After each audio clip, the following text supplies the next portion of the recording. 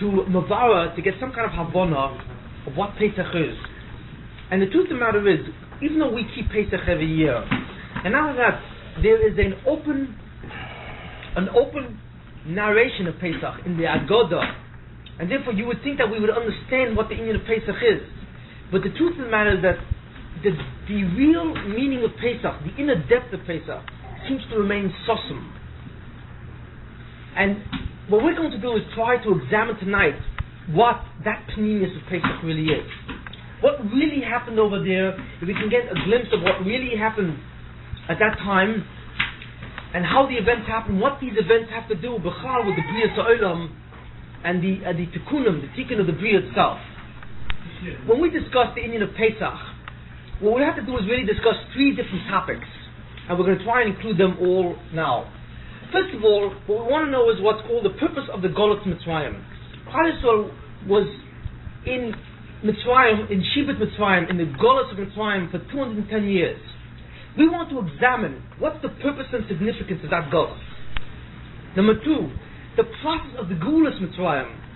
A great deal of Pesach is concerned with the fact of the Gula, the redemption itself. And of course, it's an exhaustive process of what happened. We know the Inyan of the Makkos and so on, Makkos B'choros, Kriyas Samson and so on. We want to see if we can't get a deeper understanding of what happened in the Gula. What does the Gula of Mitzrayim tell us, first of all, then, and what does he tell us also, La'asod Lavoi? Finally, the third topic we want to understand is the significance of Pesach itself. Pesach, of course, is a Chag, it's a Moed, which essentially commemorates the event of Yetzias Mitzrayim and the Kriyas Samson at that time. And there are different halachas of Pesach, Chomer Tomato, and so on. There's the Pesach, there's the Seder on Pesach night, the first night, the second night. There's the Moro, the Korban Pesach, and so on. We'd like to have a better understanding of what are these particular things themselves. So those are the three things we're going to talk about. One, the purpose of the Golus Mitzrayim itself, vis-a-vis the entire Hashkocha. Number two, the process of the Gula, vis-a-vis the Hashkocha. And number three, the significance of the Chag HaPesach itself and some of its main halachas. When we look at the entire Inyan of Yetzias Mitzrayim and the Golus Mitzrayim, there is one central question which stands out. Why? Why did we go through Shibat Mitzrayim for 210 years? What purpose did it serve? This question is compounded from another reason as well. Because the Shibat Mitzrayim was already Nisnabe, it was already told to Avram by the Bris Ben Absalom 400 years before the event, before the actual 400 years before Yetzias Mitzrayim. Hundreds of years before the thing would even start, it was already told to Avram that his children would go into Mitzrayim for 400 years, and then they would be under the Shibud of Mitzrayim, and then they would come out with a Chush Gadol. See, we see therefore that the Hachnos in Mitzrayim, that the entry of Klal Yisrael to Mitzrayim was some kind of a premeditative affair. You know, the Bereshit was telling Avram a long time before that your children are going to go on Mitzrayim. The Bereshit did not reveal to him, in the Chumash we don't say, but it wasn't revealed specifically what the reason was. But he told Avram many years before the actual event itself that this thing will happen. Now, if the Bereshit saw fit to tell this to Avram as part of the Bris Ben Absalom, obviously the whole concept of Mitzrayim, the Golus Mitzrayim, is obviously a very critical aspect of the entire Tachlis of Klal Yisrael itself in some way. It relates fundamentally and basically to the Inyan of Klal Yisrael itself. We want to understand this how and why. Every year, we Mishabeach the Bnei Shalom that he took us out of Mitzrayim. But the basic question is, why did he put us in? How can we Mishabeach the Bnei Shalom for taking us out if we have no real concept of why we were in there in the first place? Why we have to go through such a shibud, such a yisurin, such an incredible agmas nefesh in the first place? There is no possibility of entertaining any kind of shavach or any kind of hoidor to the Bnei Shalom for the hitzor if we have no musig of the hachnosa, the reason for the entry. In the entire Haggadah of Pesach, you don't really see the reason for the entry. There's no real reason given, except that the Haggadah of Pesach is simply basically concerned with the Yetzirah, the events that led up to the Yetzirah, some parts of the history with the Avram and Lavan and so on, and the fact that Yaakov went down, and the entire and the Indian there of the Makos is elaborated upon, and then finally comes the Indian of the Hidor. But you can glean the entire Haggadah and try and find out why we went in, and it's very difficult to see.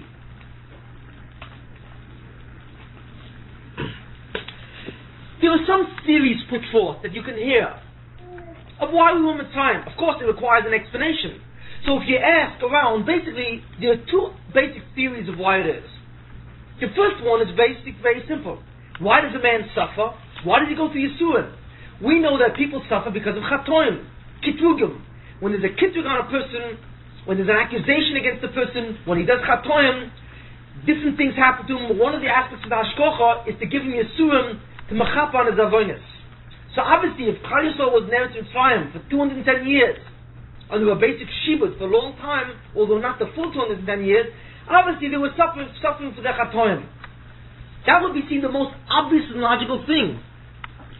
But the truth of the matter is, if you examine it, it falls apart. What were they suffering from? Chatoim? What chatoim? When did Klal Yisrael go into Mitzrayim? They went in where? With Yaakov Avinu and the Shiv Nofesh. So, you have Avram, you have Yitzchak, and you have Yaakov. Yaakov himself already went down to Mitzrayim. So then, if there are any Yisurim that's coming because of certain Chatoim, obviously, what does it mean? It means that these Chatoim must have existed at the time of Avram and Yitzchak already, and Yaakov. That the entry to Mitzrayim already was based on a preceding event of some Chet. And this Chet could only have concerned the Ovos. Where do we see a Chet of the Ovos that could have precipitated such an enormous shibud? We don't. The Ovos were Murdi Kedoshim. Adarabah, the Ovos were the precursors to Klal Yisrael. Because of their schutzim, they were able to save the situation, and the Baruch was not kiach them, the union of Klal Yisrael. We don't see such an enormous threat on their part that they had to go into, that their zera, their children, had to go into Mitzrayim itself. We don't see it at all. So therefore, the theory, or the attempt to explain the Shibud Mitzrayim on the basis of a chet, falls through. Whatever chet it was, that obviously had nothing to do with the Ovos themselves. There's another theory offered, another explanation given of what the meaning of Shibud Mitzrayim is. What's that explanation? This is the common one that's essentially touted around. Mitzrayim is called the Kor HaBarzel, the smelting furnace, where like iron is smelted and refined and melted and so on. So Mitzrayim fundamentally was a makom or a matzav, a condition where Klal Yisrael had to undergo a great deal of oppression. And by undergoing oppression, it would refine their qualities. It would allow them to appreciate the better qualities. What qualities? The Torah itself. If the entire tachlis of Mitzrayim was fundamentally to lead up to Matan Torah, then the theory says that the Indian of Shibud Mitzrayim was for what? To give the Yidden a koyach, to be able to appreciate Matan Torah. Because if you want to appreciate the light, you live in the darkness. You see, that's what it is. From the choshech, you appreciate the awe. This is essentially one thing. And therefore, the oppression of Mitzrayim was done to refine Klal Yisrael and make them ro'ui and mechen muchan for the Matan Torah itself. If you examine this theory, you will see it's equally flawed. Why? If the Baruch wanted to give Klal Yisrael Matan Torah, the Torah, why did he have to put them to Mitzrayim? To give them an aliyah? To raise their madrega? What was wrong with their madrega when they went down? When they went down to Mitzrayim, you're talking about Avram, Yitzchak, and Yaakov. You're talking about the Shvotim.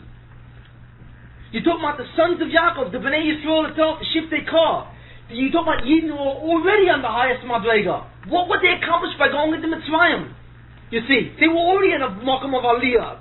If the Baruch wanted to give them Torah, let him have given them the Torah at that point. Mitzrayim served absolutely no purpose at all. In that sense, it could have made him greater than the Madrega that the Shiv Nofesh was before. So then what's the purpose of the Shiv in Mitzrayim? Not only that, even better. What did the Jews accomplish in Shiv in Mitzrayim? They went down to the 49th level of Tumah. Mem Tesharei Tumah. That's what it says. And if they weren't redeemed at that point in time, they would have gone on to the 50th and never been redeemed at all. That's what it says, that's what the Medrash says. Which means that the entire oppression of 210 years in Mitzrayim, all it simply did was it encouraged them, and it just allowed them to go down further and further into more and more tumah, more and more avodah zarah. You see. So So the theory that Mitzrayim was a Mokum or a Matzav to be making Klal Yisrael for the Torah as such, in terms of their own personal qualities and their own spirituality, is absolutely ridiculous. All Mitzrayim did was to threaten their very survival, because they came almost to the end of their rope. So obviously, what then is the purpose of Mitzrayim? Yisurin, because of Kapora? Nil. What Kapora are we talking about? What? An aliyah for what? For the Or HaTorah? All that we saw was a vast Yerida that nearly liquidated Klal Yisrael from existence itself. So then what was the purpose? And why was it so important that the Baruch Hashem told Avon many years before that such a thing would happen? So again, after all I'm saying now, we see an incredible thing. Every year we commemorate Pesach. Every year we go to the Sidon. And we go through all the rituals. We eat the matzah. We boided chometz. We mavar chometz. We hold the seder. We eat of matzah and moror and Pesach. We did the Dalet Kosis. For what? What Havonah is there? You can go through the entire Haggadah and so on, and it's very difficult to understand what the whole Inyan of Mitzrayim was. It seems to be almost like a mystical event that has very little relationship about anything that really went on at that time.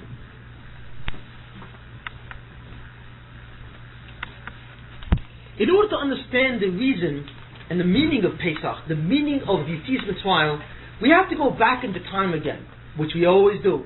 And we have to go back to our very familiar personality, Adam Rishon. Because fundamentally, everything started with Adam Rishon. I mean, I can see him saying to himself, you know what, in a certain sense that I seem to be responsible for everything. And in a certain way, he was responsible for everything. And again, we're going to have to go back to Adam Rishon and attempt to understand, to some degree, what happened at that time. And I will repeat things that I've said to some degree on other shurim, but I'll just cover it because from a certain aspect that I want to emphasize briefly. Adam Rishon, the tachlis of Adam Rishon was what? Was to bring a certain shleimus, to bring down a certain awe. Adam Rishon was in the Gan, and he was seduced by the Nochash, who was the expression of the Yetzer Hara at that time. The Nochash was an external agent to Adam Rishon, and the Nochash attempted to seduce or mafata Adam Rishon to eat from the Eitz HaDaas Tevorah. But the Nochash was external to Adam, you see. Now, Adam should have held out and not eaten from the Eitz HaDaas. Because he ate from the Eitz HaDaas, certain critical things happened. If he had not eaten from the Eitz HaDaas, he would have brought down a very powerful awe of Kedusha. He would have been mesaken his own cheson, the state of cheson that he was in. He would have been mesaken not only his own cheson, but he would have been mesaken the mum and the cheson that exists in the Shechin itself. I'm not going to go into that concept at this point. That's a very profound concept of the tikkun of the mum and the cheson in the Shechinah. Suffice it to say that Adam had the koyach to be mesaken the bria, to bring a shleimus to the bria itself. And if he would have been mesaken the bria, he would have completely abolished the Nochash and the Satan from its very existence. The Satan was external to Adam, attempted to seduce him, and if Adam had withstood the trial, he would have nullified and completely abolished, destroyed the entire inyan of the Yetzer Hara, including the Nochash itself. Adam failed to do that. By failing to do that, by eating the Eitz HaDaas, there were certain very profound repercussions. The most basic repercussion was the following. The Satan or the Yetzer Hara, the Koyach of Tumah, which is the power force behind the Yetzer Hara, expanded and invaded into all material reality itself. Which means that the goof of Adam Rishon, his neshama, and the entire Bria became contaminated with what Chazal called the Zoyamat HaNochash. Chazal called Titel Bo Zoyama. The Nochash projected a Zoyama. Zoyama is a tumor into the entire Bria, into Adam, his Guf, his Neshama, and the Bria itself. That was the main thing. What happened then? Adam found himself in a new state of affairs. Whereas before he was in a state of Chassan, and he had to go to a Madinah Kedusha, he now found himself in a further inferior state of Tumah, which means that now he had to go through a process of Tahara first, and then Kedusha. It was a double process. We have spoken about this a number of times. Now, what was his relationship to the Yetzer Hara? His relationship was different. Why? Because whereas before the Yetzer Hara was outside of Adam Rishon and attempted to seduce him from the outside, now the Yetzer Hara, being inside the entire Bria itself, can seduce Adam from his very inner personality or his very mind itself. The Satan now had access to Adam's inner mind, his mental experience, which is much more powerful. And his seduction was an internal one. Not only was the seduction an internal one in terms of the personality of Adam, but it was an internal one in terms of the Bria itself. The Satan now could be Mafata Adam Rishon through the Bria itself. What is the avodah now of Adam Rishon after the Chet? Fundamentally, it's to matar the Bria of the Zoyma, to get rid of the Zoyma. How does he do it? He does it by being Oymid bin Asoyim, by refusing to listen to the Yetzer Hara. Now, you would say that that's the same thing that he had to do before the Chet. True, except that what changed now was the way the Yetzer Hara related to the Bria. The Yetzer Hara before the Chet was outside of the Bria. So therefore, Adam's withstanding the trial, you see, was such that he didn't have to get rid of the Yetzer Hara's existence in the Bria, he simply had to keep him at bay. But the Nesoyan of Adam Rishon after the Chet was the Nesoyan in the Rishus of the Satan itself. It means that Adam Rishon had to be Oymid bin Nesoyan, not with an external agent, but with an internal agent. He had to be Oymid bin Nesoyan and withstand the trial in the Rishus of the Satan itself, the Rishusoi, which is much more difficult than doing it Shaloi Rishusoi, when the Satan was out of the Bria. This is the essential avodah of Tahara. The avodah of Tahara is to be Oymid bin Nesoyan in the Rishus of the Yetzer Hara, in his klipa, in the matter, in the condition of his Zoyama, you see. And if you're Oymid bin Nesoyan in this thing, what you do is you weaken him and cripple the Satan so that he begins to withdraw out of the Bria. This is essentially the union of Adam Rishon before and after the Chet. After the Chet of Adam Rishon, there was another very profound effect that happened in reality. What was that? When the Baruch Shem made the world, he fundamentally constructed two basic entities. The two fundamental entities that the Baruch Shem created was Olam Haba, which is the union of the Shechina itself, the Ha'ora of the Shechina, the Ziva Shechina, and the Min Enushi, mankind.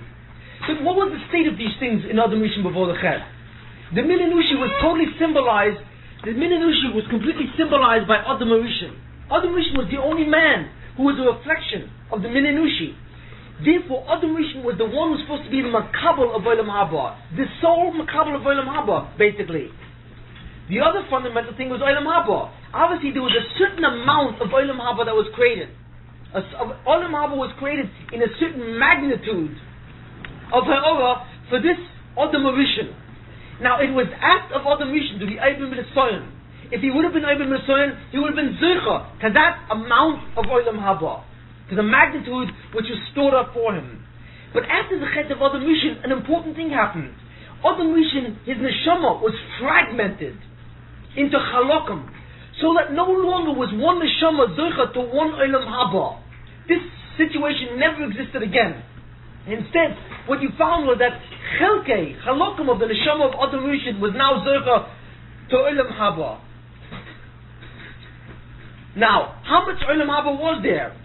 If one man was supposed to have, let's say, X amount of Olam Haba, well, if there are more people, you would assume that what? That Olam Haba should be multiplied. It should become larger to accommodate more people. The answer is that's not true. Because what happened is, you didn't see the proliferation of more people as such. It's true, you saw the proliferation of more and more individualities, of more and more consciousness, of personalities. But fundamentally, there was not a proliferation of Kedushas HaNeshama. The Neshama that Adam Rishon had before the Chet was the totality of the Neshama that the Baruch Shem intended to go to Olam Haba.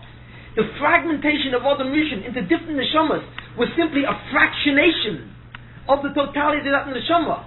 That magnitude of Neshama was not increased. Rather, it was reduced through fractionation by fragmenting it off, which means that basically one neshama became many, but those many are simply fractions of that one. Now, what happened to Olam Haba? That's the question. If this is the thing which happened to Adam Rishon, that there was what? A fragmentation of neshama, we will not go into the reason. The reason has to do with the very pneumistic, this is not the makom to go into why fractionation, it was the result, midi keneg mida v'schet. We will not go into that. However, this was the result. So the question is, well, okay, if Adam Rishon was fragmented, what about his Olam Haba? The answer is, his Olam Haba was also fragmented in what's called a parallel transformation. With every step of the Minanushi, there's a parallel step in Olam Haba. Why? Because the two are connected. The Mashpia and the Mushba are arranged and relate in such a way that there's a one-to-one concomitance between the two. If you have one man, you have a certain magnitude of Olam Haba destined for that one neshama. Fraction that neshama, fragment it, and you fragment Olam Haba, so that now if you fragment that neshama of Adam Rishon into, let's say, 100 parts, so that there are now 100 people, you fragment Olam Haba into 100 chalakim, so that each person is shaykh to one chelik that. If you have 100 people, for example, you have each one is zoicha to 1/100th of Olam Haba. You see, that's what it is. Olam Haba is not expanded, just like the neshama of Adam Rishon is not expanded. On the contrary, what we see is reduction. But the critical point is that what you have was called parallel reduction or parallel transformations.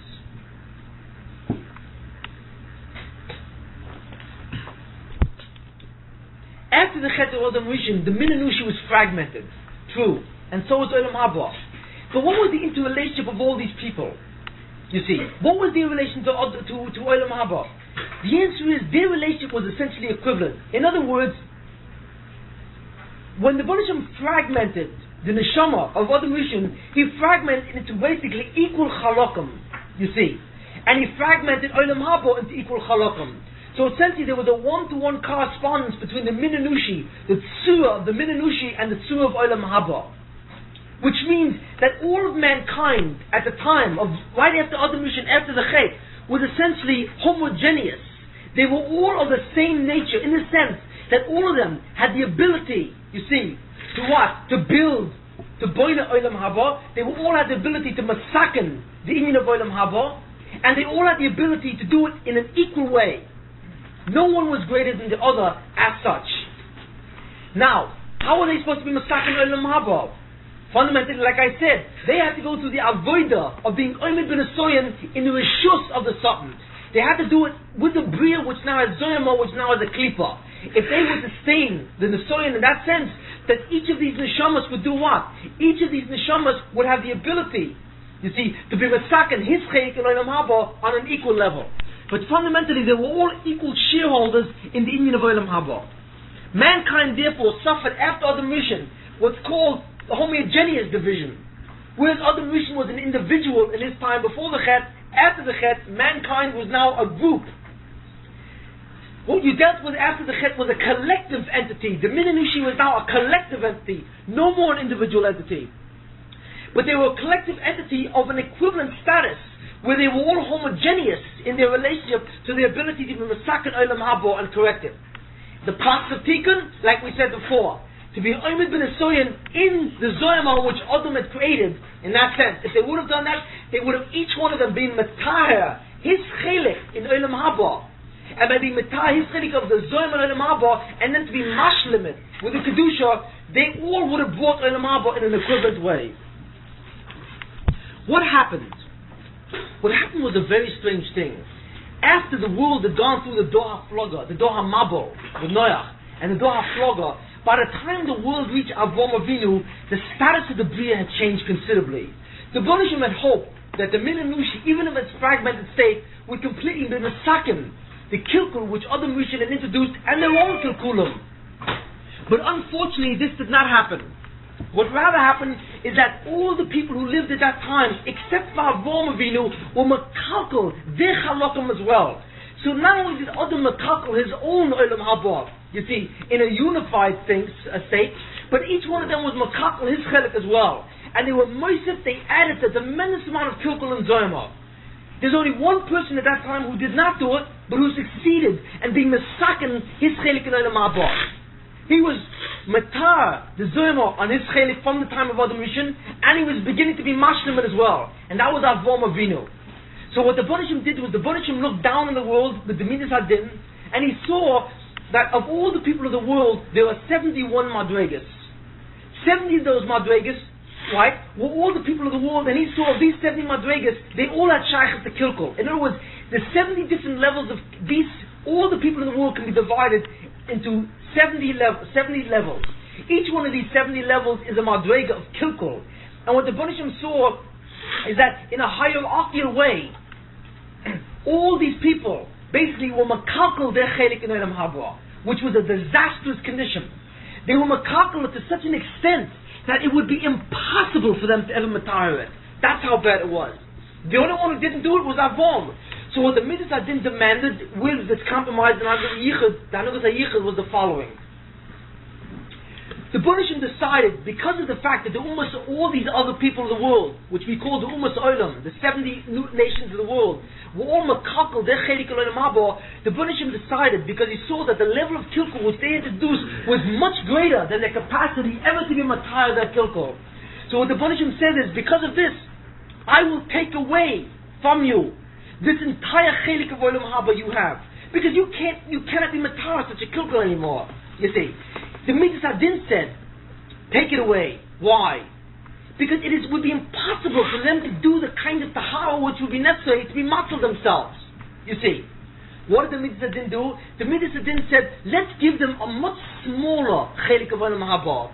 Since they ruined all the chalakim that they were shaykh to, let's give them a minute amount of an Olam Haba that they could have had but no longer had. So each ummah now has only a fraction of the fraction that he had originally after the Chet of Adam Rishon. You see. Now, therefore all the Ummos Olam were relegated to a secondary position. If they were all relegated to a second position and therefore their chelik was much smaller, what about the vast amount that was left over? So what the Bunishim said was the following to Avraham Avinu. Since you were a tzaddik, and you were over in the soil, basically, and you were Mam and B, and you were Yiras Shamayim, he said, you have been matar your chelik. That's what the Bunishim said. What I'm going to do is a very interesting thing. I'm going to give you the chelik of all these other people that I've taken away. You see. And what we call that, the Chazal called that, Noitel Tzchak Kulam. Avraham Avinu took away all their chelik. That's what happened. The entire Olam Haba, which the Bunishim took away from the Ummas Olam, because of the fact that there was too much Zoyam on it and they were not able to matar anymore, was given to Avraham. He was given the entire chelik in that sense.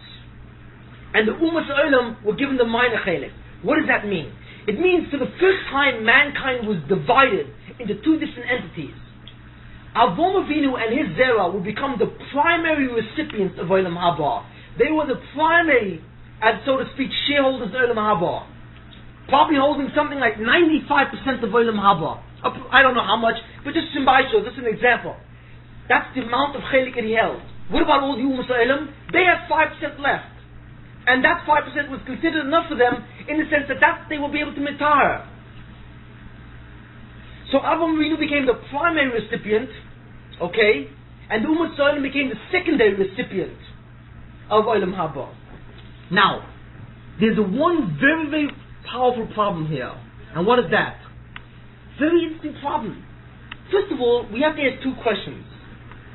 The first question is, just because Avraham is a tzaddik, who says that means he has to take everybody else's chelik? You see, he was a tzaddik, he was matar his chelik, he has a chelik in Olam Haba, fine. All the other chalakim was lost. That's all. Where did Avraham come ahead and go take all their chalakim? That's number one. What is this union of Noitel Tzchak Kulam? What kind of schos is this? Because they lose their chelik means that he's zoichet to take his? No. He's a tzaddik. He's zoichet to take his own. And that's it. He's not zoichet to take theirs. So the first question is, what does that mean, Noitel Tzchak Kulam? And the second question is, even if he is a Noitel Tzchak Kulam, what did he take? What was he given? What was the big matana that the Banishim gave him? We just said that what? That the chelik of all the Ummas Olam was filled with Zoyama. It was filled with Kilkul. You see.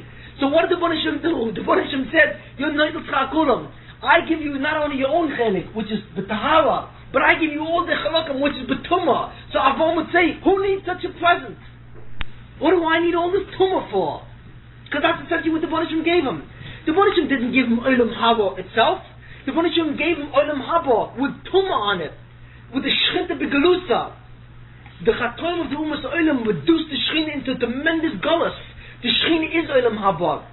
Which means that Olam Haba itself was Beklippa, was Bekulkuloi. Olam Haba itself was in a state of Kilkul. So when the Banishim gave over the Olam Haba of all the Ummas Olam, he gave him an Olam Haba Bekilkul. The only piece of Olam Haba that was Betikin was his chelik. So what kind of present was this? The aspect of Avram Avinu, there's the powerful aspect. We see that in the time of Avram Avinu, the Baruch Shem had decided, B'tzad Din, to make mankind into a heterogeneous division. The Baruch Shem had decided to make mankind into different madregas. You see, Avram was now the primary recipient, and all of mankind, the rest of mankind, was secondary recipient. You see, which means that Avram was Neitel Tzchak Kulam. But the question is, why was he Neitel Tzchak Kulam? What chus did he have to be Neitel Tzchak Kulam? That's number one. And number two, what was he Neitel? What? An Olam Haba Kulam? In order to understand this, we have to understand something about Olam Haba. And this is a very fundamental thing. If you will notice that in the procession of history, as mankind failed to bring the Tikkunim, Olam Haba never expanded or got bigger. It didn't get small either. It simply fractioned. It fragmented itself. Which you see an interesting thing. You see, that Olam Haba as a specific magnitude, and however you measure that magnitude, remained constant. Number one. And the Olam Haba remains constant. The magnitude of Olam Haba always remains the same. You see. Except that the number of people sharing Olam Haba will change. Why is this? I'm not clear on the exact thing, but obviously Olam Haba has what's called a certain structural unity. There's a certain magnitude of Olam Haba where the Baruch Shem, when he created Olam Haba b'hatova, when the Baruch Shem created the hatova, and he wanted to be native to the Minei Nushi, he created Olam Haba with a certain magnitude. That magnitude must remain. It's not only magnitude must remain itself, but Olam Haba, in the way it's constructed, has a certain structural unity. What do I mean? What I mean is that if you take that Olam Haba and you divide it into Chalakim, you see, what happens is that in order for one Olam Haba to exist, all its Chalakim must be Mesukim. If Olam Haba is divided into Chalakim, 100 Chalakim, and only 96 of them, for example, were Mesukim and 4 of them were not, that's a problem. It cannot be. The structural unity of Olam Haba was such that all the Chalakim must be Mesukim, not partial. Why this is clearly, I do not know. Because that has to do with the premise of the construction of Olam Haba. But it is clear that Olam Haba has a structural integrity where it must exist in its way for all time. In other words, it requires its tikkun. Its tikkun, of course, is distributed among different people. But if certain people fail to do it, then other people must take up the slack. Why? Because Olam Haba cannot exist l'chatzoin, halfway or partial. It must be mesukin in all its chalakim.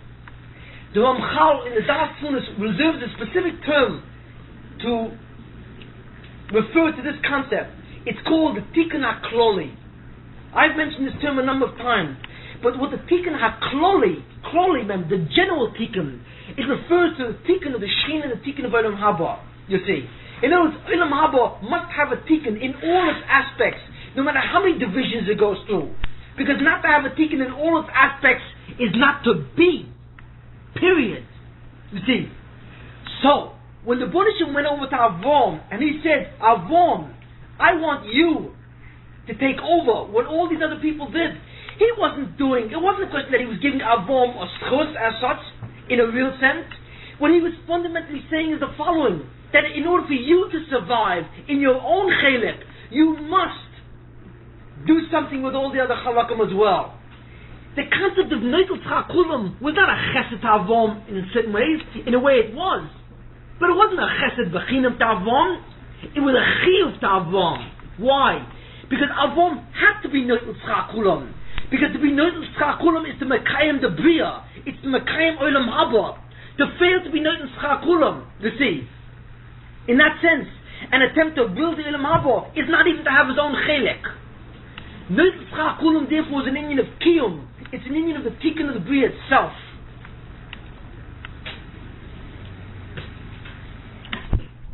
In this we see another concept, the concept of what's called Arevis.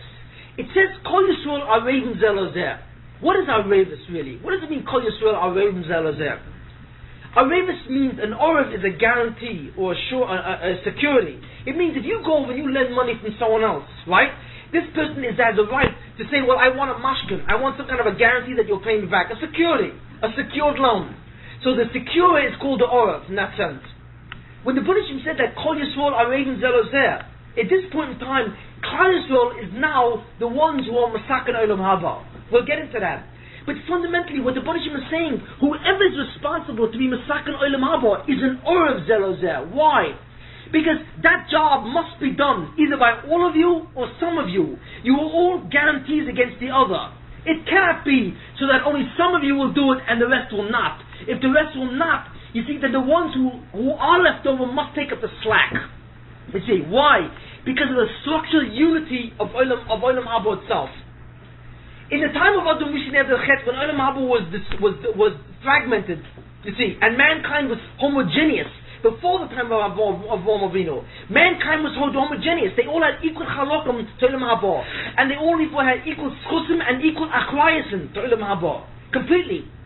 And therefore they were all Orav Zebozer. There is no such maimah. But if the maimah had been written, the maimah would be Kol Umas Olam Areivim Zelozer. In the time before Avraham Avinu, that would have been the maimah. Why? Because since they all had equal halakim, they were all equally responsible, and they were all an orav to each other. If a certain amount of them failed to do what he was supposed to do, the other would have to take up slack. Why? Because if they did not take up the slack, there would not be any Olam Haba to begin with. Why? The structural unity of Olam Haba, the structural unity and integrity of Olam Haba demands that every one of its halakim is mesukkim. That is called the Tikkun HaKlali. Thus, the invitation by the Bonishon to Avram to be Noitis Chakurim was not an invitation, it was an obligation. Avram had to do it to save himself, to save the Bria. Noitis Chakurim therefore it wasn't a gift b'chinam, it was an avodah. And that's the union of Arevis, and that's the union of Avram and Noitis Chakurim. Now, to go back to the second question, that's therefore why Avram was zocher to get the rest of Olam Haba. Why? He wasn't zocher to get it because of anything specifically that he did as such. He had to get it. Because if he didn't deal with every other chelik Olam Haba in some level of tikkun, he himself would have had nothing. Because Olam Haba requires the structural integrity in which it was built lechatchila. But the second question is, what kind of matana did the Baruch Shalom give to Avram? Olam Haba was filled with zoyama. Now we begin to see the avoid of Avram. When the Baruch Shalom said, I give you an Olam Haba filled with kilkul and zoyama, from the time of Adam Rishon until you. You have to clean up the mess. You see, you must. This is the achrayas of the union of Olam Haba itself. That's what it means to be Noitis Chakurim. You must be Noitis Chakurim, and to be Noitis Chakurim means to clean up Ometar the zoyama from all the chatoim that were done from the time of Adam Rishon until his time. The entire halakim that were lost by the Ummah Olam, who became secondary recipients on a much lower scale.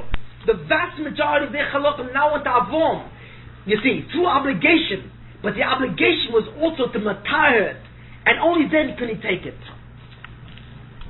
How was Avram zeicha to be Noitis Chakurim?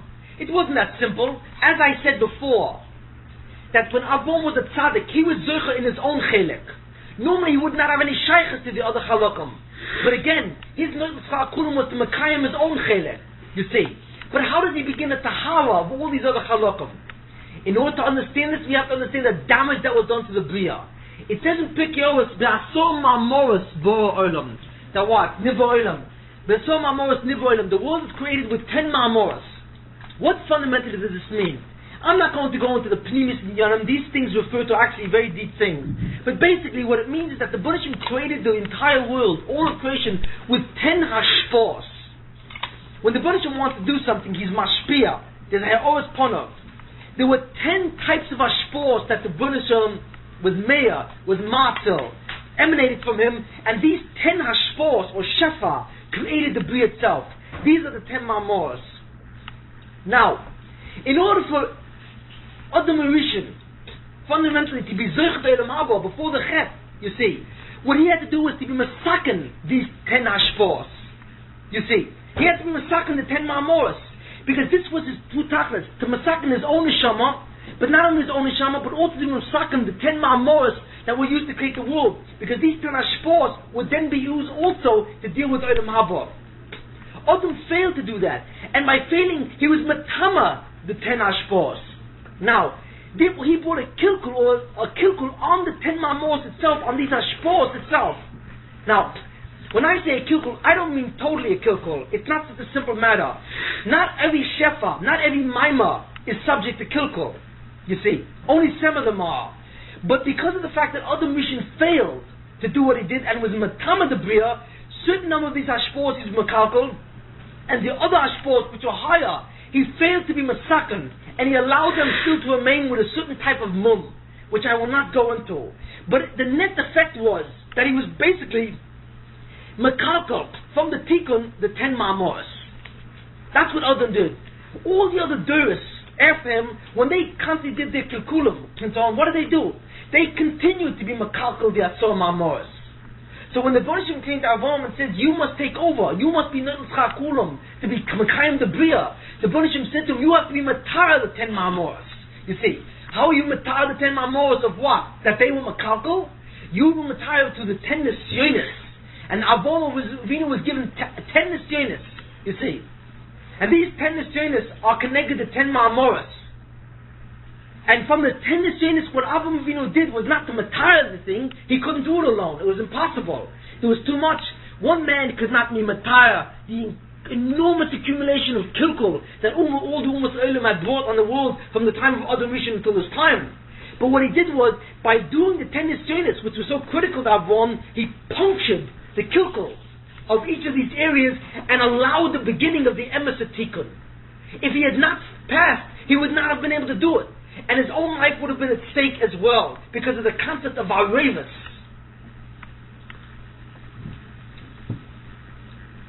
Thus, after the 10 Nisyonis, Avraham was in an excellent position to begin the Emes Tahara, because with the 10 Nisyonis that he was Oymid ben Esoyim allowed him to begin the actual process of Tahara, and to begin it to a certain level. Now he can go on and try and finish it up. What about the Ummah Olam? As we said before, and this is very critical to understand, the Ummah Olam did not lose their chelik in Olam Haba. That's a mistake. Nor did they lose their ability to be masakan a certain amount of Olam Haba. This was not taken away from them, you see. Whereas before they were homogeneous, all mankind was homogeneous with respect to Olam Haba. After they were Avraham, they were heterogeneous. But they still were shaykh to Olam Haba. They were still in the pasha of a boina, or they still had the ability to masakan Olam Haba. This was still possible, except that the amount of tikkun that was given to them was extremely small, and most of that tikkun was given to Avraham Avinu. But they still had shaykhas as a boina, as a masakan. But obviously, if Avraham Avinu would have failed, then they all would have failed. Why? Because since he now had the main job of being masakan Olam Haba, his failure would have constituted the entire ibud of the Olam. And that's why it says, "V'nivuchu b'cha kol mishpachos adama." All the nations of the world will be blessed through you.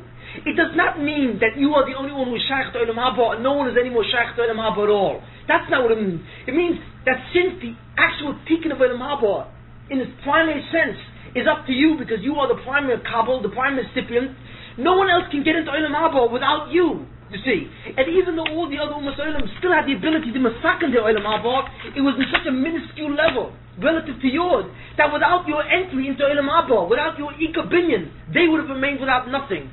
So therefore, their bracha, the bracha of all the Ummah Olam, was totally in your bracha. Now we understand basically what the union of the Bris Ben Absalom was. What the Bonishim basically told Avraham is exactly what he would have to do. When the Bonishim said, I'm going to make a bris with you, and you're going to be Natan Chakulam, the Bonishim didn't mean to say to him, I'm going to give you this schar right now. He wasn't Natan Chakulam right at that point in time. Avraham was trained the schus to be Natan Chakulam after a tremendous avodah of Tahara. In order for him to Natan Chakulam, he would first have to clean up the tremendous zayma which is brought into the Bria because of the Ummah Olam. You see. And the 10 Nisyonis of Avraham prepared that. It started at Achona. But he wasn't given the Natan Chakulam at that point in time. How was he to do it? This is what the Bonishim told him, the Bris Ben Absalom.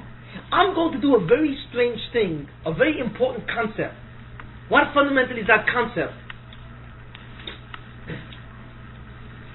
Since you have the Ika Pasha of Natan Chakulam, in the sense that you have to be Matar, the Zoyama and the Kilkul, of the entire, all these Chalakim that these are left behind, I'm going to take this entire amount of kilkul and put it into one ummah, into one nation. I'm going to designate one nation on the world who I feel are the capable nation because of their wishes. You see, and I'm going to give them a chelik of tumah, which is far beyond their own wishes itself. In other words, I'm going to choose a nation that will become the shaliach of the Hanagas HaYichud itself, and it will become the shaliach, to become the container of all the zoyim of the Bria at that time. Which means that just like you Avom is a Noitel Tzchak Kulam, I'm going to make an Ummah which is a Noitel Kilkul Kulam. You see, Zelum Azer. Just like you're a Noitel Tzchak Kulam, there will be an Ummah who's a Noitel Kilkul Kulam. And what's going to happen? What's going to happen is that you, and not you, but your Zera will go into this Ummah, you see, and will have to be Aymed bin Asoyan into this Ummah. Now this Ummah will be distinguished by the fact that it has most of the Kilkul of the Bria. Now if your Zera can be Aymed bin Asoyan on Ummah which has such incredible Kilkul, they will be Mataya, all that Kilkul, you see. That's the concept of Goy Mikerev Goy. Noitel Tzchak Kulam in the Rishus of Noitel Kilkul Kulam. You see. And by being Aymed bin Asoyan in a matzav of a Kilkul Olam, where most of that Kilkul was, they will be able to retire all that kilkul, you see, in that circumstance, and then you can actually go out and emasa be a Noitel Tzchak Kulam. This can be your emes chelek. That's why the Gemara says that when witchcraft, Kishuv, was given to the world, Tishu Kavim went to Mitzrayim. 9/10 of the Kishuv in the Bria went to Mitzrayim. Now we all know, and I've gone through this a number of times, that Kishuv was a real koyach. It was an ability, actual witchcraft, kishuv, magic. It was an actual ability to be poil in the koyach hatumah and do things which are l'mayla madech hateva. When the Gemara says that there were 9/10 of the kishuv, it really refers to the status of Mitzrayim as the Noitel Kilkul Kulam. Thus, when the Gemara says that 9/10 of kishuv was given to Mitzrayim, what the Gemara means is that they have 9/10 of the kishuv because they had 9/10 of the koyach hatumah. They had access to 9/10 of the koyach hatumah in the Bria. But what is 9/10 of the koyach hatumah in the Bria? It's 9/10 of the zoyim on the Bria. Fundamentally, what happened is that 9/10 of all the kilkul since the time of Adam Rishon, and therefore the koyachas which allowed kishuv to operate were in the hands of Mitzrayim. The other 10th was in the hands of the rest of the Ummah Olam. It was their job to massacre the other 10th. From this we can see the distribution of kilkul in the Bria. Mitzrayim was Noitel Kilkul Kulam. In other words, they took 9/10 of the Zoyim in the Bria. 90% of the Zoyim in the Bria was taken by Mitzrayim. You see. And this Zoyim constituted all the kilkul from the time of Adam Rishon up to that time. And it was all in Mitzrayim. And since it was in Mitzrayim, it gave them the koyach of their kishuv. The other 10% was still left with Ummah Olam. Why? Because it was their job to move the last 10%. Which shows you, we can see from this maimah what the distribution of Olam Haba was. Because since the 10% was left with the other Ummah Olam, and the other Ummah Olam was still an Indian of Masakin, the Banishim said to them, I will take away 90% of your chelik. 90% of your chelik in Olam Haba I will take away and give that to Avon, for him to be Matar. 10% I will let you stay with. You see? And it's your job to be Matar that 10%. That's your job. The other Ummah Olam. But the other 90% went to Mitzrayim. It went to Mitzrayim as a Noitel Kilkul Kulam, so that the Jews can go into Mitzrayim, you see, and be Aymed bin Asoyan, and by being Aymed bin Asoyan, which is in the Rishus of that Tumah, of that Kilkul, be Matar, all that Kilkul. You see. That's what the Banishim basically told Avram. That once I say to you in the Brisbane of Psalm that I choose you, you are now the Noitel Kulam. You therefore have to be Oyved in the Kilkul Kulam. And you are avoided, therefore, will be Matar all of it, and so on. And that's why your Zerah has to go into Mitzrayim. Your children have to go into Mitzrayim in order to do that job. That is the reason for the Golus Mitzrayim. You see, the reason for the Golus Mitzrayim was not because of the Chatoim of these people themselves, of Avraham, Yitzchak, Yaakov itself, and it was not to prepare them as such in any specific way to make them better people or refine their personality to appreciate the Torah. That wasn't it was. The purpose of Golus Mitzrayim is to put Klal Yisrael in the massive Goy B'kerev Goy, so that Klal Yisrael could be Matar, the Kilkul of the Bria, to Masakin, the Indian of Olam Haba, which demanded it as such because of its structural unity. And by doing that, then they would be Zocher to be Noitel Tzchak Kulam. That's when the bracha of Noit Yitzchak Kulam would be Mekuyim. And when it would be Mekuyim, they would be Zoicha to the Or HaTorah, which will usher in the Yemosei Mashiach. What we have to understand is something else, and this is a critical point, very important later on. When we say that 9/10 of the Kishuv, right, when it's a Mitzrayim, we don't only mean 9/10 of the Kishuv, we mean 9/10 of the Kedusha as well. Why? Because remember, what's the concept of what? Of Tumah and Kedusha?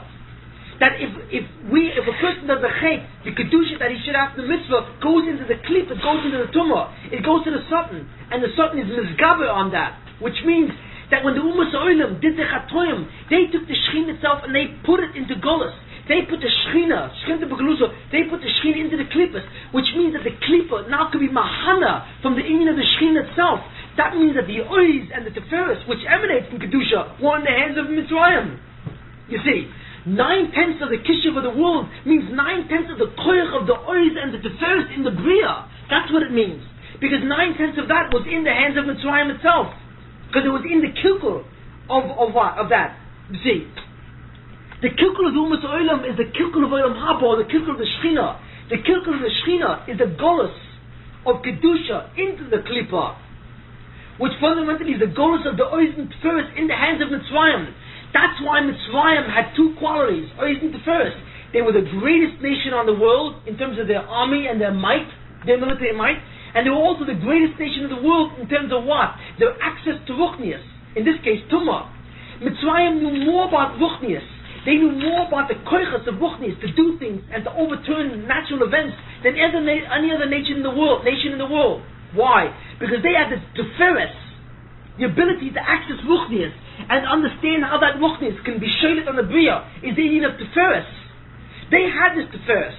Why? They had it through their Kishuv. And where did they get this Kishuv from? They had this Kishuv from the Tumah, which resided in them from the Kilkul of Bria. That's the critical thing to understand. That Mitzrayim was Noitel Kilkul Oilam, you see. But by being Noitel Kilkul Oilam, it was Noitel the Kedusha Oilam as well. The Kedusha which resided in that Kilkul. So Mitzrayim had 9/10 of the Oiz and Teferes Biyat Sor also was in the hands of Mitzrayim. This gave them enormous koichas. That's why they're able to be Meshabbat Klal Yisrael and withstand every aspect of Kitruk. You see, that's why they were so powerful. They were the mightiest nation and army in the world, and they were the mightiest Chachomim, you see, and also Baalei Kishuv in the world as well. From the quality of the Oiz and Teferes, which they had, the Kedusha, in their Klippa itself. This is the essence of Goy Mikarev Goy. This is the essence of the Goy called Yisrael and the Goy called Mitzrayim. Mitzrayim was now, look at the two. Mitzrayim was the greatest nation on the world in terms of its physical military might and its ruchnistic might. You see, Klal Yisrael was much weaker than Mitzrayim. Why? Because they didn't have the Schar Kulam yet. The Schar Kulam was where? Was with Mitzrayim. The Schar, or the Kedusha of the Bria, lay with the Kilkul of the Bria, which is Mitzrayim itself. The Yidden, or the Zeravom, had to go in to take it back. It was a Chazor process. It was a process of Tahara. How would they go about doing it? Fundamentally, there were two steps. The initial step, which the Bonishim wanted, is to be Omed ben Asoyin, Adidei Bechira. The Bonishim wanted the Zeravom, the Avni to Yaakov, and the Shiv Nefesh, to go into Mitzrayim and to be Omed ben Asoyin. They refused to fall into what? Into Gashmias of Mitzrayim, into the Pituyim and the Yetzer of Mitzrayim, the Avodah Zorah, the Zima, the Gaiva, all the Chatoim that Mitzrayim had, they had to refuse to partake in it. They had to be Omed ben Asoyin and remain the Kedusha B'Tahara in the Kedusha Yisrael, which they were given from the Ovos, Avram, Yitzchak, and Yaakov. That's what they were supposed to do. If they had done that, if they had sustained in Asoyin, they would not have stayed there for 210 years. They would have been out much earlier. They would have emptied Mitzrayim from its koyach. They would have been Matada Klip of Mitzrayim much earlier. But what happened? Chazal tell us that the schusim of Klal Yisrael were minimal. There's only three things that Klal Yisrael was distinguished by. They didn't mashana their name. They kept the Hebrew names. They kept their dress, their specific cultural dress, and they kept their language. These are the three things they kept from the office. Everything else they fell into Mitzrayim. They went along with the Mitzrayim and everything else. They went along with the Avodah Zarah, with the Arias, with all the other things. They went into Mitzrayim. They were not Omed ben Asoyim. They fell. They were seduced by the Satan, by the enormous kilkor of Mitzrayim. But they were Omed ben Asoyim in 3 inyanim. And fundamentally, these 3 inyanim were relatively superficial. Because the truth of the matter is, if you're Omed ba'avodah zarah, what do I care what you call yourself, what name, or how you dress, or what language you use? You see, if you're worshipping the God of the Egyptians. But the truth of the matter is that it was still a schus, because it differentiated Klal Yisrael from the Ummah Olam, in that the Yidden were saying to themselves, even though Taka we cannot be Omed ben Asoyim, and we're Taka running after your avodah zarah and your Petuyim, but there's an aspect of us which we recognize is still in the Kedusha. We still recognize the fact that we're still from Av Mitzin Yaakov, and we are distinct from you. They remained on a certain level of Kedusha, and that Kedusha was to them a very, very great schus. But when the Banisham saw, and when the Makatrik, the Sultan said, hey look, what's going on over here? The Jews are not making it. They're not being Omed ben Asoyim. There was a tremendous danger. Why? Because now the Sultan had the possibility of destroying the entire scenario. You see, the Sultan had already succeeded in capturing all the koyach of Kedusha, of all the Ummah Olam. He already had the Shechina powerfully in his vice-like grip. It only remained for him to destroy the Zerah Avom, because they were the last Yeshua of the Bria. Either they made it or they didn't make it. If they would not be Omed in the Soy Mitzrayim, it would be a terrible zach. So what did the Banishim did? The Banishim put into a matzav of shibud, of inoi, of Yisurin. And what the Banishim said is that which you do not accomplish with your Bechira, you will be matar with your Yisurin. You see. And this is what the Banishim told Avram. What he said to Avram is, and Avram was frightened like anything, tittering, B'chalodi Gedolah. Because Avram said to the Banishim, he says, look, you have just given me an enormous task. Look at the other Muslim. They weren't even able to massacre their own chelek. You see. I was able to. Now you're going to go over me and you're going to tell them that I myself have to massacre, not only mine, but I have to massacre the Zoyama of all the other Ummah Olam itself.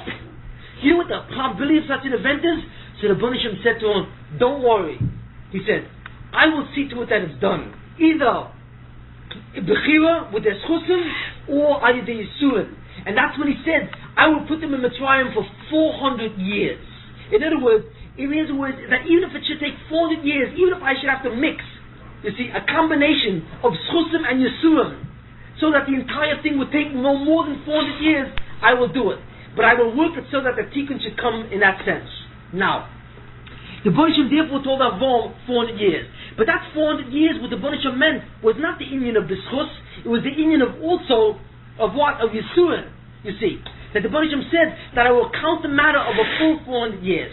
Now, we all know that Klal Yisrael was not in Mitzrayim for 400 years. They only did 210 years. And what's the cheshbon? So we all know that the cheshbon is that the Banishim started counting the 400 years from the birth of Yitzchak. Why? Because the Banishim said to Avram, from your zera, mizaracha, right? From your zera will go into Mitzrayim. So the Banishim said, well, I will take your zera. Who's your zera? The first zera is Yitzchak Avinu. So the Banishim said, I will start counting the 400 years from Yitzchak.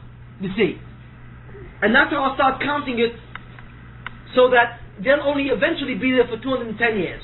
Now, many people ask the question, and any Baal Seich will say, what kind of business is this? This sounds like a gross manipulation. You see, that's what it sounds like, where one hand does not see what the other hand is doing.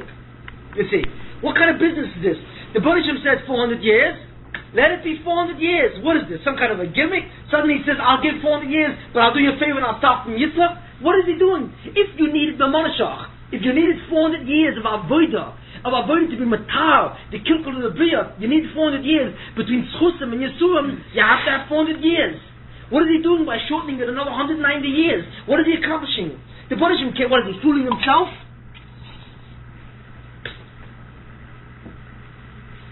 The Yitzhak is a very, very big yisoid. A very big yisoid which I will just mention but not go into deeply.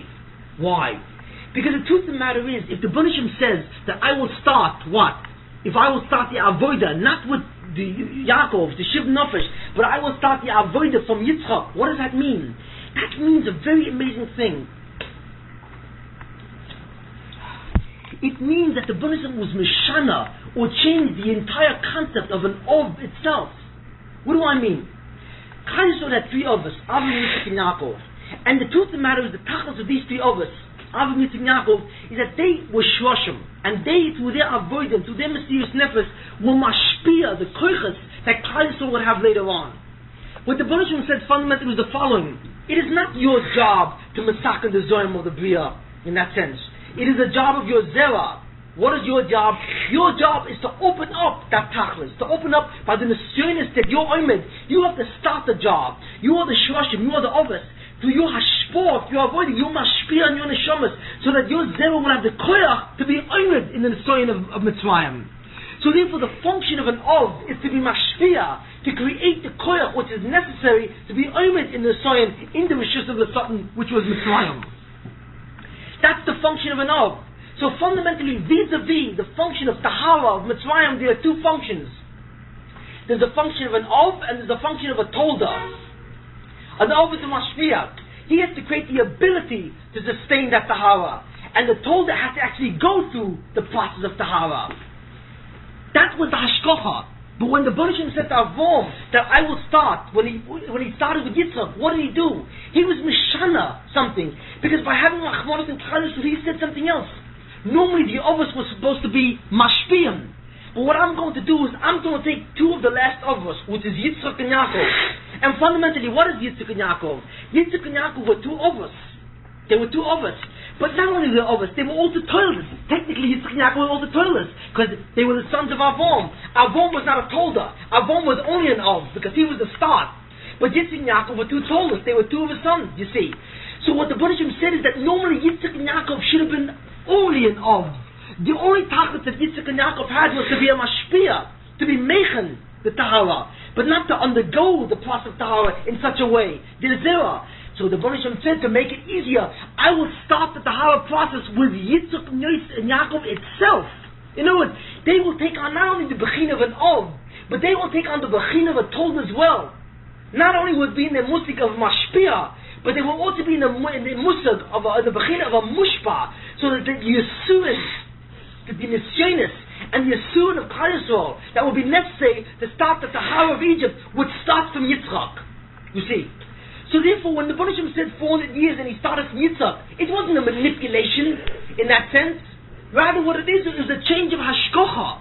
You see, to make it easier. The Baruch Shem said, I will start the Tahara process with the Ovos themselves, which is not my intention, you see. But I will start it with the two Ovos who are technically our Toldos, Yozera, Yitzchak and Yaakov. They will initiate the Tahara process itself. So therefore, Avram, we see a very interesting thing, the difference between Avram and Yitzchak and Yaakov. Avram was a pure Ov. But Yitzchak and Yaakov were not only Ovos, they were also in the Bechin of a Tolda. The fact that the Baruch Shem predated the Shibud Mitzrayim 400 years to include Yitzchak means that he was Meshana. You see, he was Meshana, the Tachlis of Yitzchak and Yaakov, to be not only an Ov, a Mashpia, but to also be a Tolda, a Mushpa. You see, and by them participating in the Avodah of what? Of the Amola, of the Bechira, and the Yisun of Mitzrayim, they would also become involved in this process of what? Of Noitul Tzchak Kulam, in that sense, as a Tolda, but not as an Av. This was the thing. It was not a manipulation, you see, in any sense of the word. It was a change of Hashkocha. If the Baruch Shem needs a certain amount of Yisuin and Bechira to be Matayr, he can't fool himself and say, I don't need it. What he simply did was simply took the amount that he needed and distributed further back in the history. It would not start with the Shiv Nefesh of Yaakov, but it would start with Yitzchak and Yaakov, in the sense that they would begin the process of the Tahara Shel Toilda, of the Mushba, and the Bechin of a Mushba, which means that the Baruch Shem changed the concept of an Ov itself in his promise only to keep them 210 years. I'd like to explain just again the concept of an Ov and Tolda in terms of the Ovos and Klal Yisrael. When we say that the Baruch Shem started the Shibud of Mitzrayim, or the Avodah of Mitzrayim rather, with 400 years, and he started with Yitzchak, who was the Zerah Avram, we're saying basically that the Baruch Shem changed the concept of an Ov and the Tolda. How is that? And this is critical to understand. What do we mean by the Ovos? Avram, Yitzchak, and Yaakov. What essentially was their function when we said that the others? Basically, Avram, Yitzchak, and Yaakov were three individuals who were called Shloshim. That means that what they did, the nisyonos that they passed in their life, and the avodah that they more or less performed in their life, they were able to actually influence their own koyches hanefesh. Their own koyches hanefesh. And by influencing their own koyches hanefesh, this would influence all the generations that would come after them. So fundamentally, what an Ov is someone who can create a new tzir, or a new form of koyach hanefesh. What is the function of doing that? The function of doing that is to prepare, is to be meichen the way to a new avodah.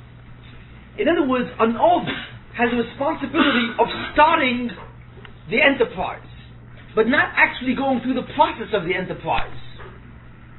That's the inyan of an Ov.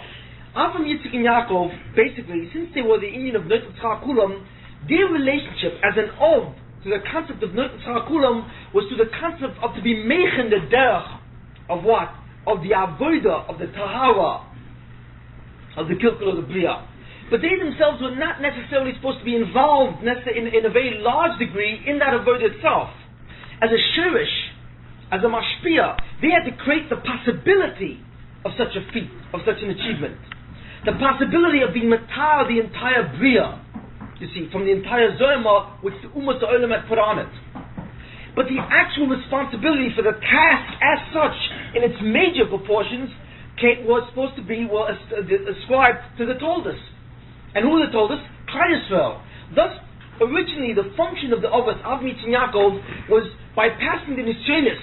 Avram by passing his nisyonos and Yitzchak and Yaakov, what it should have been, those nisyonos would create the possibility of entering into a zone of tahara. So that for the first time, they now would remove a certain level of kittug so tahara can start. Their Toldos, which was from the Shvatim and onward, was supposed to actually enter into the canopy of the process of tahara itself, and go through whatever avodah it takes. In this case, the avodah b'serach klippos in a very powerful way to actually do it.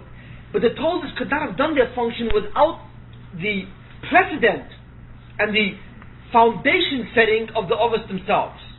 When the Rebbeinu Shem said that I'm going to start the shibud, or the avodah of tahara, with the Avos themselves, what he essentially was saying is that not only will the Avos be responsible for being meichen, or preparing the possibility of such a thing, of tahara, but also become involved in the actual process itself. You see, this was a shinoi, this was a change. Now, Avram was the first Av, and Avram as an Av was a pure Av. The entire life of Avram was involved in creating the hachana for such a tahara, through the 10 nisyonos that he passed. Yitzchak and Yaakov should have continued in the same effort. Instead, in addition to the process of hachana that they did, Yitzchak and Yaakov, what they did, the Rebbeinu Shem said, you will also become involved in the process of tahara itself in terms of beginning the actual enterprise, not just being making the possibility of such a thing, as a shirish. So what the Rebbeinu Shem said was, now that the inyan of tahara, of Mitzrayim, you see, the inyan of the Brit Ben Absalom has to start with Yitzchak and Yaakov, you two will not only be involved in the process of hachana, but also in the process of conclusion, of maskon as well, of the actual inyan of tahara itself. So Yitzchak and Yaakov, both as Toldos of Avram, found themselves in the bechina of an Av and Toldos at the same time. Part of their activities were involved in being Messiah, new koyches hanefesh for Klal Yisrael, to give them the strength to begin a new process of tahara, and part of their lives were concerned with actually producing that tahara itself as a Tolda. That's what we mean. That's what we mean between an Av and a Tolda. You see, so the haftocha of the Rebbeinu Shem to Avram of 400 years, starting with Yitzchak, meant that the very function of an Av was changed, in the sense that Yitzchak and Yaakov were not only Avos, but they also took on the tachlis of a Tolda. This basically is the inyan involved here. Avram could never become a Tolda because he was the first Av, but Yitzchak and Yaakov were Toldos of Avram, you see. But even though they were supposed to really be pure Avos, pure Avos, but instead they also became Toldos, only because they already were Toldos of Avram. So therefore they were able to be not only Toldos in reality, in the sense that they were the sons of Avram and grandson of Avram, but they became Toldos in a ruchnistic sense. You see. So we have a Tolda, or what's called a physical Tolda, which is the actual generation, the derivative, the son, or the next generation of an Av, that's the physical, and what's called the ruchnistic tolda, where the tolda takes on the function of a tolda. And what's the spiritual function of a tolda?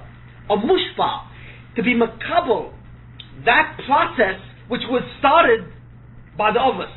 That process which the Avos started, that made possible, you see, was received by the toldas to begin to produce and perform that process in its totality. So the toldas in its spiritual dimension are function as mushpoim, you see. And the Avos in its spiritual dimension function as mashpiyim. This is the basic concept of Oven Tolda and the transformation of the function of Oven Tolda. In this particular case, in terms of Yitzchak and Yaakov, because of the shinoi, because of the achtoch of the Bonishon to Avram. In consequence of what I've just said, it would now be interesting to study the Chumash in the life of Yitzchak and Yaakov. You see, what I just laid down is a fundamental principle of what an Ov is and what a Told is, vis-a-vis the ultimate function of what both of them are involved in, which is what? The union of Ne'et Kulam, the Tikkun and the Bri of Ne'et Kulam. It would be very fascinating now, with this principle in mind, to study the Chumash in that light, and to see what part of Yitzchak's life was involved in an Ov, and what part can we say was assigned to his function as a Tolda. The same thing with Yaakov, you see. And in that sense, we will actually begin to see the duality, the dual of Tolda relationship of Yitzchak and Yaakov. Now, how do we go about doing that? How do you go about doing such a thing? Well, one of the ways to do it is to learn the life clearly of Avram, because Avram's life was clearly as an Ov. So Avram will teach us, for us, what the function of an Ov is. What does an Ov Meister look like? From the study of Avram, once we know what the basic characteristics of an Ov and his Meister are, we can then begin to analyze the Meister of Yitzchak and Yaakov and see which Meister are doimo to the Meister of Avram, those Meister are the Suv and Ov, and which Meister are not doimo to Avram. You see, rather they seem to be mufresh or separate. Those are obviously the Tolda functions. So we can have a derech here in terms of beginning to set aside many aspects of the lives of Avram, Yitzchak, and Yaakov. We will not do this here. This concept you find also expressed in another way. Because what do we see? We see that the three of us, Avram, Yitzchak, and Yaakov, were such that Yitzchak and Yaakov also took on the spiritual function of a Tolda, you see, which is interesting. But we see another interesting concept as well. There were 12 Toldas, the 12 Shvatim. One of those Toldas, Yosef, actually took on also the functions of an Av. Why? Because from Yosef came out two Shvatim, Ephraim and Manasseh. And since from him came out two Shvatim, he in a certain sense was similar to Yaakov, where he fathered two Shvatim, you see. So therefore Yosef was actually, in essence, a Mushpa, or a Tolda, that elevated himself to become an Av. And Yitzchak and Yaakov were actually Avos, that descended, in a sense, to become Toldas. So we find an inverse movement. Yitzchak and Yaakov were primary Avos, and secondarily became Toldas, and Yosef was primary Tolda, and secondarily became an Av. You see. Now, where do you see that Yosef became an Av? Obviously, an Av is what? A mashpia function. It's the ability to be meichen a new derech. So if you look in the life of Yosef, Yosef Tak was meichen a new derech. He was the first one that went to Mitzrayim and started the process of Tahar of Mitzrayim. By being Oiber ben Nesoyim, in the union of Arias and Zima, in the Nesoyim that he had, what did he do? He broke the sleep of Mitzrayim for the first time, and he allowed the new possibility, a new Hachana of Mitzrayim to begin to empty itself out. Yosef was the first one who emptied out Mitzrayim of its koyach, and because of that he became Sholet. You see. Now what is that? That's a process of Hachana. Yosef himself didn't break the koyach of Mitzrayim. Mitzrayim was still the most powerful. What did Yosef do? Individually, he simply punctured the absolute shlit of Mitzrayim as a Noitim Kilkul Kulam, you see. And once he made the puncture, there was a hole. Hence, once there's a hole, the Kedusha could begin to flow out, so that when Klal Yisrael, who were total Toldas, came in, they could begin to slowly draw out the Kedusha through their Yisurinus and their Inui, their Yisura, you see. But we see clearly that Yosef was enough in his function of being Meichen, this derech. In his function of preparing the way, he was mamash and Av, you see. This, of course, is just some principles involved here. We're not going to go into it, but you can see that the concept of Av and Told is a very critical one. One being a mashpia, setting the path, and the other one being a mushpa, following the path, you see. And that the Avos themselves seem to have had both functions, mainly Yitzchak and Yaakov, and that the Toldos, in a certain case, seem to have also had both functions. But of course, the others were transformed because of the Avtach of the Bnei Shalom, and Yosef was transformed because of other cheshbonos as well. You see, we will not go into that, but we begin to see that in the study of Chumash itself. The study of Chumash is fundamentally the study of the spiritual functions, or the tikkun process which is shaykh to each individual. And the essential tikkun function of each person defines whether he's an Oven Tolda. Is it possible that the Okay, let's continue on, and let's return now back to our original picture. What we said before, basically, is that we're dealing with the stage of mankind where it was divided heterogeneically, meaning that the primary recipient of Olam Haba, the one who was most responsible for the inyan of Olam Haba, was Avram and his Zerah, Yitzchak and Yaakov, and all the Shvatim and Klal Yisrael. Klal Yisrael is the one who is responsible for being the Taya. Of the Chelik of Olam Haba, they were the main Orev of Olam Haba, and they were the primary recipients of Olam Haba. They were the Ikam Makabel that the Bnei Shalom had in mind. Dumas Olam were secondary recipients, you see. Now again, what's very important, the Dumas Olam did not lose their Chelik in Olam Haba. They were still at the Indian of being a Masakin, you see. Except that since they had done so much damage to the Chelik in Olam Haba, it was not shaykh for them to Masakin anymore. So what the Bnei Shalom did was, he took away 90% or whatever the story is of their chelik. Since they no longer had the power, they were so mushrash in Zoymo and Kilkul, they didn't have the power anymore. This job of Tahar was beyond them. So therefore it was given to Avram. It was given to Avram through his 10 Nishanis and so on and so forth. What remained of the Ummah Olam? They had another chelik. The remained was a very minute amount, and the Bnei Shalom said, I leave you a small piece of Olam Haba. You are responsible for being matar that piece. You'll be responsible for being matar that piece from the Chet of Adam Rishon and from your Chet. You see. And you're responsible to be mashlim in that piece. And that piece that you mashlim, that you're matar, and you're mekadosh, or you're mashlim, that will be your chelik in Olam Haba. You see. But naturally, the relationship between Umas Olam and Avram was an Inyan v'nivchu v'chak kol mishpachas Adama. Why? Because without the Tahara of Avram, there would not be a Tahara of the Umas Olam. The Umas Olam totally dependent on the Ika Tahara that Avram had to do. But once Avram did his Tahara, then the Goyim could do theirs, and they can also be Zoychet Olam Haba as a Masakin. You see. What happened? What happened to this process here? Klal Yisrael left Mitzrayim. And without going into the details of how they left and what that involved, we will go into that shortly, in terms of the process of the Gul itself. They went on to Makabel the Torah. What exactly is the Torah that the Makabel? Fundamentally, the Torah that they were supposed to be Makabel is what? That's the awe of Yemos Mashiach. The Torah that Klal Yisrael was supposed to get, that Moshe Rabbeinu was supposed to reveal on Har Sinai, was the Orish Mashiach, or the Torah in the form of the Orish Mashiach, called the Torah B'tzuz HaKeser. That's what they were supposed to receive. Where did they take this all from? This all they took from was in Mitzrayim. This was the enormous Kedusha that sat in Mitzrayim. That's what it means. 9/10 of Kishiv in the Bria was given to Mitzrayim.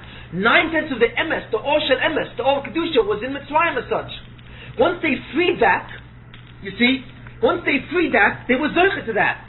What was that Tzchiyah? Matan Torah. Matan Torah was the Chilek of Kedusha that they were Matar and would stay freed from the Avodah of Mitzrayim. So they are now Zoycha to the Inyan of Yemos Mashiach.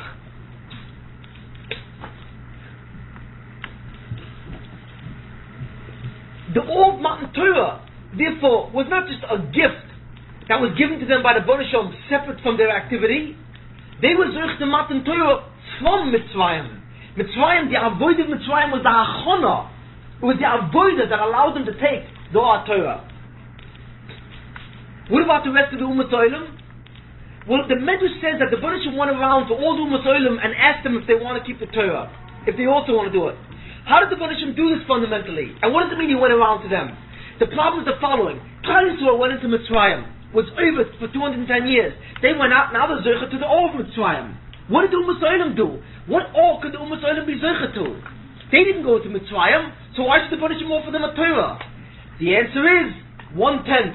What am I 1/10? Because remember, the Or of Matan Torah was equivalent to the 9/10 of the Kishuv.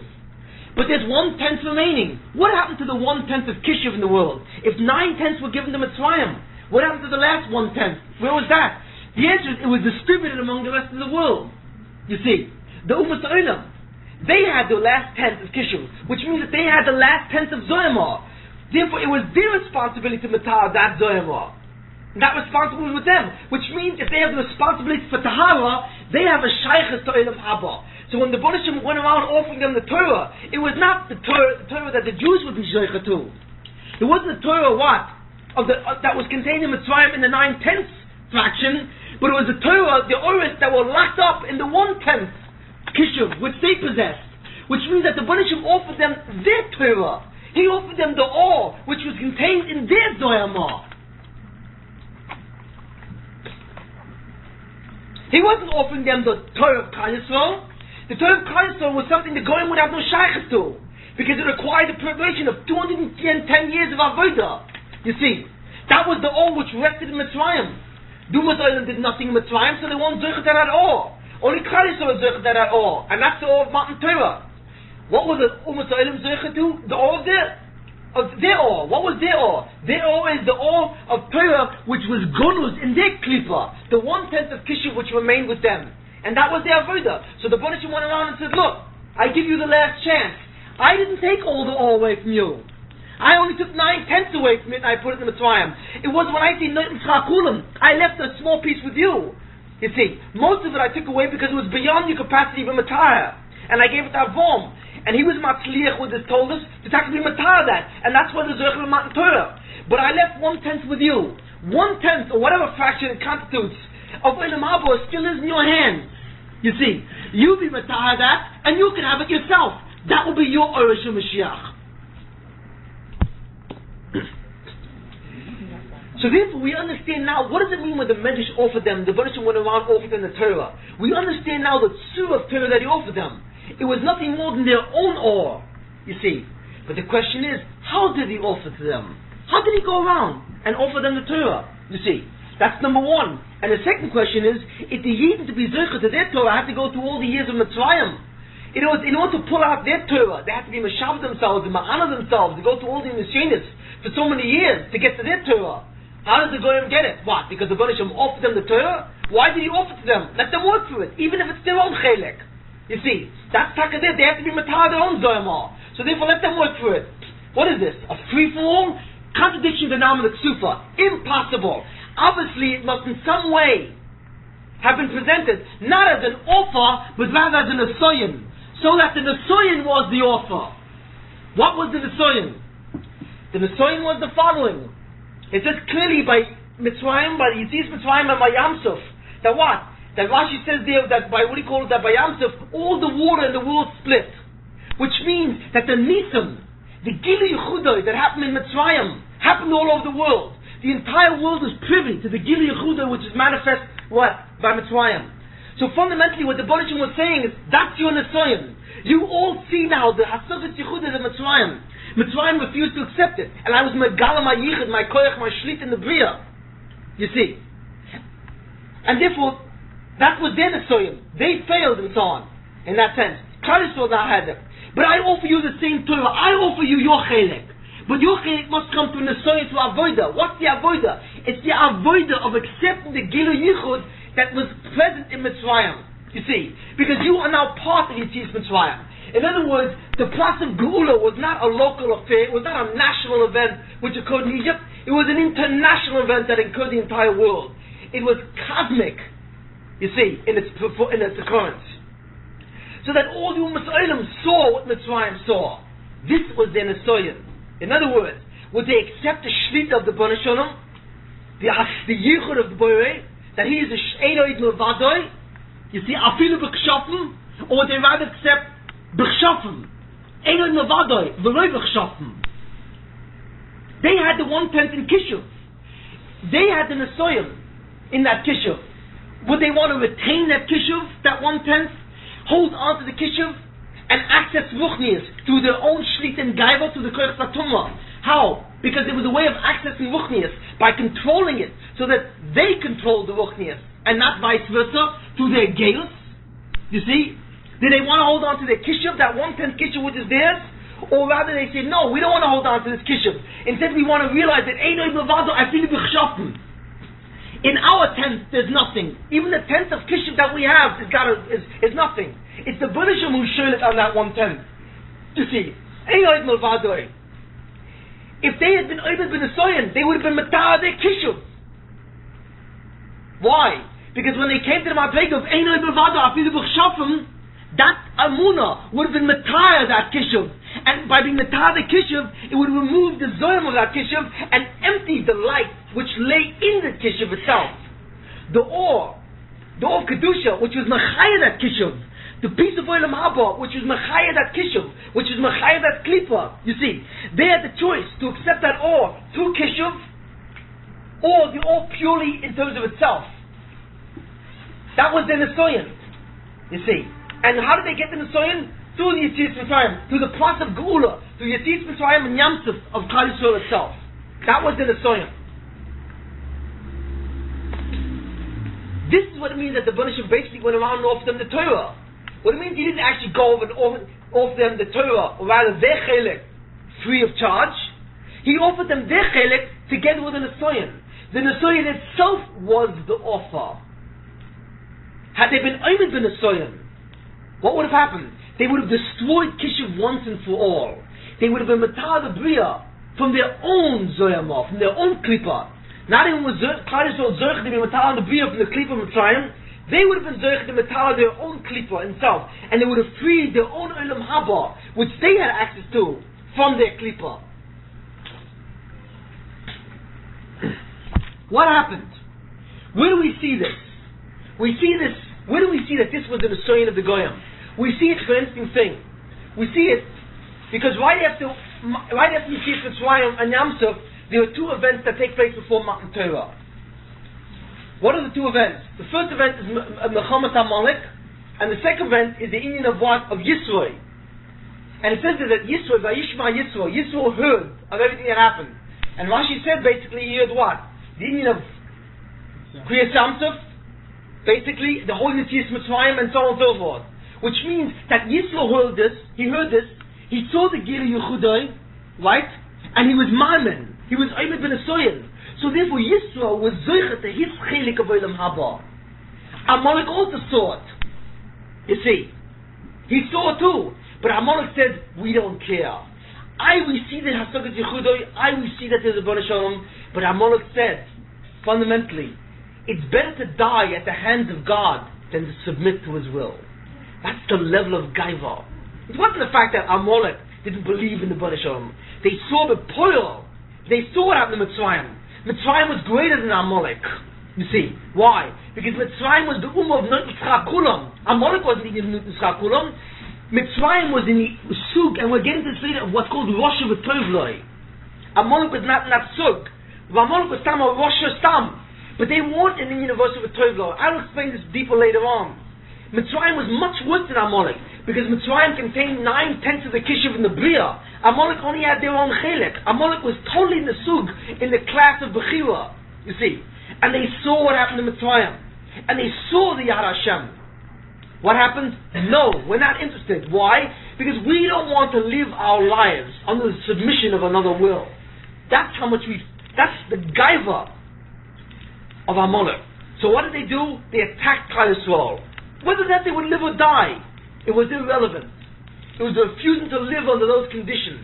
You see, that's how big the Gaius was, and that's why Amalek is the worst ummah in the Torah, and why, basically, what they did, they became the insurance policy for Klal Yisrael. Why?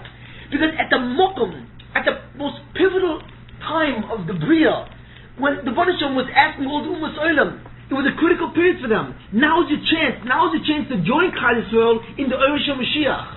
You see, it's a chance to join Klal Yisrael in the new Yeshua, which is available, and it's a chance to join Klal Yisrael, not through Klal Yisrael, but on your own terms, with your own awe. There was a vestige of self-respect that you could still attain as such.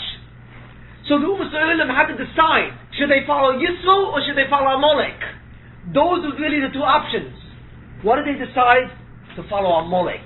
You see, because once they saw that Amalek was able to go against Klal Yisrael, go against the Indian of Yichar Aboire and the Shlitas Aboire and survive, you see, survive, they no longer were interested in submitting themselves to the Bnei Hashem's will. Not again. So therefore, that's what Chazal says. Amalek was Mekaras HaKadeov. Amalek cooled the pot. Because the pot was hot. It was hot with opportunity, you see. With tremendous hasugas of Kedusha and Uris and the Bria, you see. And everyone was afraid of that. Everyone was afraid of the Shlitas HaBoirei. Amalek came along and cooled it, you see. They robbed it of the incredible opportunity. They robbed it of the awesome circumstance that existed at that time by going against that Shlita. They warred with God and they survived, you see. Just to survive is what they showed the world. We can war with God, we cannot win, but we can survive. And the ultimate gaiva is concerned with either Shlita, but even survival, anything, but not submission. You see. So fundamentally, Amalek destroyed the opportunity, in a sense, of all the Ummah Ha'olam. Because of Amalek, all the Ummah Ha'olam fell like dominoes, in that sense. And the Ummah Ha'olam, instead of removing the Zoyamah, freeing that last 1/10 of Kishuf that they had in their hands, and being metaret, you see, to 1/10 of Olam Haba, to the Kedusha of Olam Haba, it remained in the form of Kishuf.